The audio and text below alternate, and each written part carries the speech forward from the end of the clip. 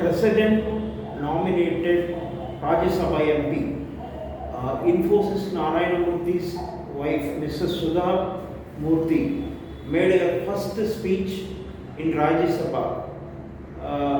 The main takeaway from her speech is she became a role model to all women MPs, both from Rajya Sabha and Lok Sabha, on behavioral science. Really, all the Lok Sabha and Rajya Sabha MPs, women MPs, should learn from behavioral science, and at least from here on. Not dancing to wings and wings of dynastic politicians. Vice Chairman, this is my first speech. It may not be maiden. How much time do I have, sir? 5 minutes. Okay. 5 I'm minutes, not a madam. politician, and I do not know how to talk English. for against neither of them. I have been nominated by President of India. I am really grateful to her, and of course our Prime Minister, who announced my name on 8th of March, which is the Women's Day, as a Nari Shakti. I have always worked for poor, and I'm always on the field, so my experience is entirely different than both sides of the house. I have given only 5 minutes, and being a teacher, for me 5 minutes is extremely small slot. However, I'll try to do only 2 things. I'm also an author, so I always like to give analogy, Sanskrit shloka, and describe. It may not be possible, maybe sometime later if you give me a maiden speech of 15 minutes at least, I'll be able to do, sir, my expertise in my field. Yatra narya ramante tatra devataha. That's what our ancestors say. Where women are respected, that is a place where gods reside. And I want to tell you, the most important thing for women in general, is her health, because she always neglects her health and takes care of the family. And because of that, many women suffer in real life with cervical cancers, and they will come to the hospital only in the 4th stage or 3rd stage. I'm being a daughter and a sister of a doctor. I'm aware of this, and I've worked in my last 30 years with Infosys Foundation on this particular area, and that I want to give a suggestion. There is a vaccination which is given to girls between the age of 9 to 14, known as the cervical vaccination, which can, if the girls take that, it can be avoided. May I request that to the House, that we should incorporate that vaccination for the benefit of our girls, because prevention is better than cure. My father, being a doctor, always used to tell me, when a woman dies, when a mother dies, in the hospital it's a count +1. But for the family, a mother is lost forever. Maybe a man can get another wife, but children will never get another mother. Mother plays an important role, and cervical cancers are more in the later part of life. So I request that our government should look into this matter, and they have handled a very big vaccination drive during COVID, so this may not be very difficult if you can vaccinate our girls in the teenage 9 to 14. This is my first point. Who has developed the vaccine? This vaccination is developed in the West for a long time, sir. It is already given for the last 20 years.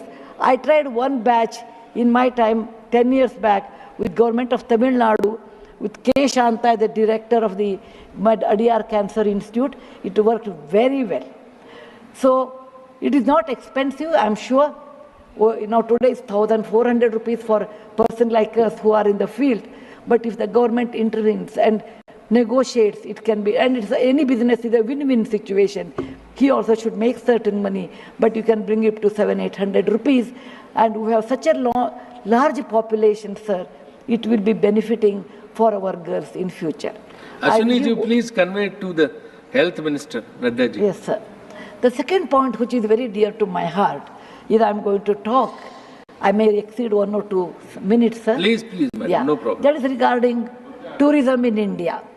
Sir, we always think only Ajanta, Ellora, Bharadishwara and Taj Mahal are few things which everybody should see. That's really not true, sir. Our country is vast, and there is a very famous saying in in Subhashita that says, Bahuratnani Vasundhara. Mother Earth has many, many diamonds, and we always neglect and care only for one. Similarly, in India, we have 42 World Heritage Sites, but we have 57 pending. And we should bother about those 57. And some of them I want to tell because there is no time. These are the very important sites. I have gone personally and visited. Being a granddaughter of a school teacher and a history teacher, for the last 60 years, sir, I've done a lot of research in our own culture, our own temples, monuments in India. And whatever I have done, in nutshell, I want to give. There is a marvelous statue of Bahubali at Shravanabelagola, which is a gem. It is in Karnataka. There are a group of monuments in Mandu, in Madhya Pradesh, who are very, very beautiful. There are caves or the prototyping of any temple you take in India. Its prototyping is done in Badami, Aihole, Pattadkallu in Karnataka, northern part of Karnataka, where I belong. I'm very proud about it. See Lingaraja temple, see any temple in India, Konark temple, everything prototyping is done in 575 AD in Karnataka. These three places which are not in World Heritage Center. You have, if you go to east, you have Tripura state, and they have fantastic sculptures known as Unakoti. Nobody knows who has done. They are 1,500 years old.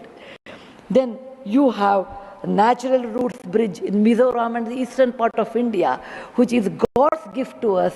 We go to other countries and we see, but we never value because we have diamond in the hand, we search for the broken glass pieces. There is a complex of the temples in Srirangam, and people must have, some of them must have seen from South India. I'm sure northern and eastern part of India people might not have seen. They are marvelous. They are as good as Brihadeshwara temple of Tanjore, which is a World Heritage Site. There are beautiful Mughal gardens in Kashmir. We always go and see the film shooting, but we'll never realize they are not in the World Heritage Sites. So the advantages of putting them on the World Heritage Site, number one, the package should be done very well so that people can come and see them. The package should be conveniently done so that you should have good toilets and good roads so that the tourists can come. It will increase our revenue in our own country. There are so many advantages are there that I will do in my maiden speech. We have beautiful desert garden Ran of Kutch, and people only can see only in certain months of the year, and we should take advantage of that. We have Buddha was a great person, and we are very proud when whichever country I go, they ask me, are you from the land of Buddha? I always say, yes. He preached his first sermon in Sarnath, where very near to Varanasi, the group of old monuments at Sarnath, which are 2,500 years old, it is not in the World Heritage Site. The Lothal of Gujarat is equivalent to Mohenjo-daro Harappa of Pakistan. We can't go there, but we have Lothal and Dholavira. Dholavira is a World Heritage Site, but not Lothal. Lothal was a big port, and how the ships used to come, you should go and see. It should come in a World Heritage Site. We have forts of Maharashtra, where Veer Shivaji, Bachcha Bachcha Bola Tha, that he said, Jai Mahadev in every fight. And they are the Jaladurga, Vanadurga, Normal Durga, the whole series where the forts face sea, and also gave a great history to India, and particular to Maharashtra, great Shivaji's place, should come under World Heritage Site. There is a beautiful island on the river Brahmaputra in Assam, Majol they call, maybe my spelling may be wrong, it is Majoli. Sir, it is, if you would have seen in some other country, they would have made it the #1 destination for wedding or even for entertainment or even to go and enjoy. But 90% of the people are not even aware of this. When you see the old parliament, you say, oh, these people, Westerners have come and they have built this one. People from architect from India, in UK, they came and built it. Sir, it is nothing but, if you see the prototyping of that 1,000 years back, built in Madhya Pradesh, from Gwalior, 30 kilometers, it is called Mitavali. It is a Chausast Yogini temple. It is exactly the replica of that, but in a prototyping, sir. There's a Padavali and Mitavali. There's one more set of temples which were saved because of on the Chambal River because of the dacoits, but they are world-class temples. The list is unending, but I want to conclude with a famous Gumbaz of Karnataka, that is Gol Gumbaz. It was ruled by the Adil Shahis in 1400 to 1685. And it's one of the marvelous things in India has produced, where you can have the echo of 7 times. My list is 57, but my time is limited. So, sir, this is an opportunity. As a young girl, I used to look at Rashtrapati Bhavan. I used to look at Rajya Sabha. I used to always feel lucky are those people who stay there, who go there, who can talk, who can express. I never knew one day will come to me in my life, I can stand and talk about what I believe in. I want to conclude with a shloka which our ancestors have taught us, or my grandfather has taught when I was young. Whatever work you do, beta, do it with your mind, with buddhi, and with 100% concentration. We are in a country where there is so much diverse culture, but still we are all one, like 5 fingers make a mushti. We all have that character, which is very much Indian character, that we may differ in dress, food, language, but we are all one.